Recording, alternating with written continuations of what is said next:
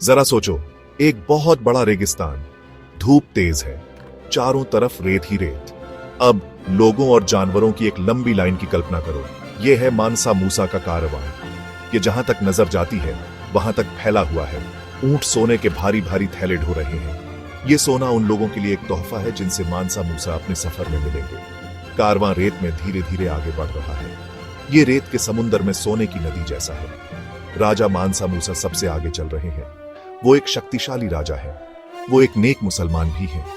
मानसा मूसा हज पर जा रहे हैं, मक्का की तीर्थ यात्रा पर। यह एक ऐसा सफर है जो हर मुसलमान को जिंदगी में एक बार जरूर करना चाहिए, अगर वो कर सके तो। मानसा मूसा लंबे सफर से नहीं डरते। वो जानते हैं कि अल्लाह उनके साथ है।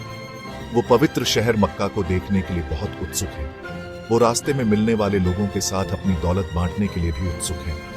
सफर लंबा है, धूप तेज है, लेकिन मानसा मूसा कभी शिकायत नहीं करते। वो एक दयालु और उदार व्यक्ति हैं। वो जानते हैं कि वो खुशकिस्मत हैं। वो अपनी खुशकिस्मती दूसरों की मदद करने के लिए इस्तेमाल करना चाहते हैं। मानसा मूसा एक बहुत अमीर राजा थे। वो पश्चिम अफ्रीका में माली साम्राज्य पर राज करते थे। उनका साम्राज्य सोने, नमक और दूसरी चीजों से भरपूर था। मानसा मूसा एक नेक मुसलमान थे। उन्होंने हज करने का फैसला किया। वो पवित्र शहर को अपनी आंखों से देखना चाहते थे। वो काबा में नमाज पढ़ना चाहते थे। मानसा मूसा का सफर बहुत बड़ा था। वो एक विशाल कारवां के साथ सफर कर रहे थे। इसमें हजारों सैनिक, नौकर और गुलाम शामिल थे। वो ऊंट, घोड़े और महीनों तक चलने लायक सामान लेकर आए थे। कारवां इतना बड़ा था कि कहा जाता है कि यह मीलों दूर से दिखाई देता था। जैसे जैसे मानसा मूसा सफर करते गए, वो कई शहरों में रुके। वो वहां के राजाओं से मिले। उन्होंने गरीबों को सोना दान किया। उन्होंने रास्ते में मस्जिदें बनवाई। वो इस्लाम का प्रचार करना चाहते थे। वो दुनिया को माली साम्राज्य की दौलत और ताकत भी दिखाना चाहते थे। मक्का का सफर लंबा और मुश्किल था, लेकिन मानसा मूसा अपने ईमान पर अटल रहे। वो जानते थे कि अल्लाह उनके साथ है। वो अपनी तीर्थ यात्रा पूरी करने के लिए दृढ़ थे। कारवां महीनों तक सफर करता रहा।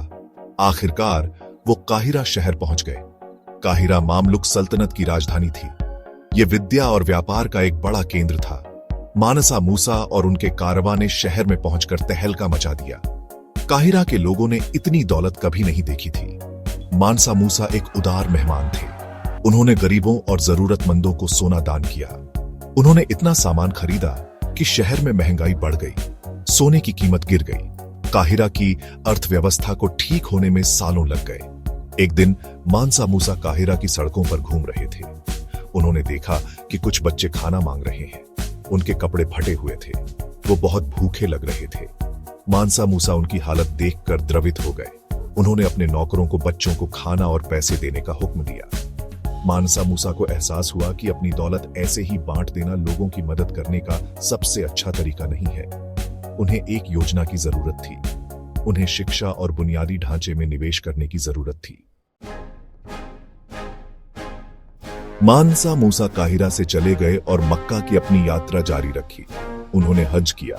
वो माली वापस लौटे तो एक बदले हुए इंसान थे। वो अभी भी अमीर थे, लेकिन अब वो अपनी दौलत अपने लोगों की मदद के लिए इस्तेमाल करने के लिए भी दृढ़ थे। मानसा मूसा ने पूरे माली साम्राज्य में मस्जिदें, पुस्तकालय और विश्वविद्यालय बनवाए। उन्होंने पूरी इस्लामी दुनिया के विद्वानों और कलाकारों को माली आने के लिए आमंत्रित किया। वो अपनी राजधानी टिम्बकटू को विद्या का केंद्र बनाना चाहते थे। मानसा मूसा के प्रयास सफल रहे। टिम्बकटू इस्लामी विद्या का एक प्रमुख केंद्र बन गया। दुनिया भर के विद्वान वहां पढ़ने आते थे।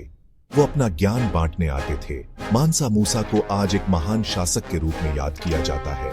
उन्हें उनकी अपार दौलत के लिए भी याद किया जाता है, लेकिन सबसे महत्वपूर्ण बात यह है कि उन्हें उनकी उदारता और शिक्षा के प्रति उनकी प्रतिबद्धता के लिए याद किया जाता है।